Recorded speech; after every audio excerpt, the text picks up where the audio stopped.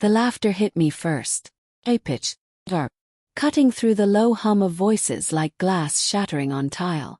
I froze outside the half-open door of my best friend Ava's kitchen, my heart pounding so violently I could feel the pulse in my throat. I hadn't meant to eavesdrop. I'd only gone back to grab my phone from the counter, but her next words rooted me in place. "He begs for intimacy," she said, giggling. Like some desperate teenager. I told him I was too tired. Again.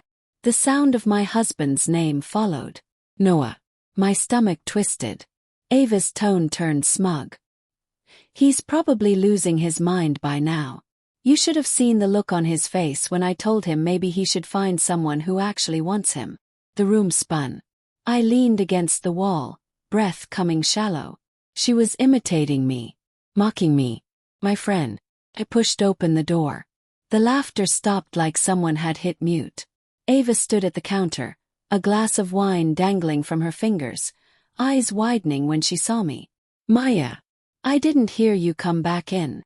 The edges of her smile trembled, but her voice was too smooth, too quick. "What were you saying about Noah?" My voice sounded distant, detached. "Just girl talk," she said, waving a hand dismissive. "We were joking about men and their needs." But her friend Tessa shot her a look, one filled with guilt. My throat tightened.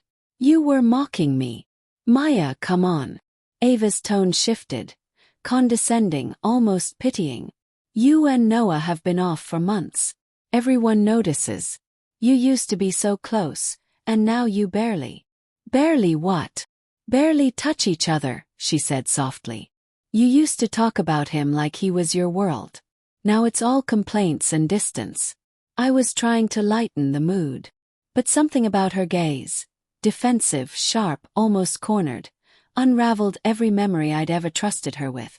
Every coffee chat, every confession about our fights, every tear I'd shed on her couch after arguing with Noah. I left without another word. That night, Noah came home late, smelling faintly of bourbon and rain. "You're still up?" he asked, hanging his jacket. "I heard Ava talking about you today," I said quietly. He paused. "Oh." "She said you beg for intimacy. That she told you to find someone who wants you." His shoulders stiffened. His hand froze mid-motion. "I can explain," he murmured. The world tilted. My voice trembled. "So it's true. Maya." He stepped closer, hands raised, pleading. "It wasn't like that. It started as venting. You know how things have been between us." I told her I felt unwanted. She listened.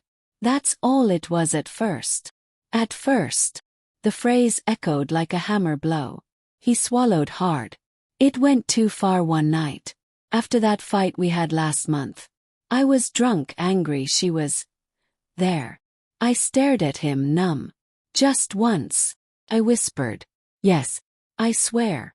I wanted to scream, to shatter every dish in the kitchen, but the silence was heavier than rage. I turned away, my hands trembling against the counter. The air between us filled with everything unsaid. Love, betrayal, exhaustion. "How long have you been lying to me?" "Since that night," he said. His voice broke. "I hated myself for it. I wanted to tell you, but I couldn't risk losing you." "You already did," I said. For days, I moved through our house like a ghost.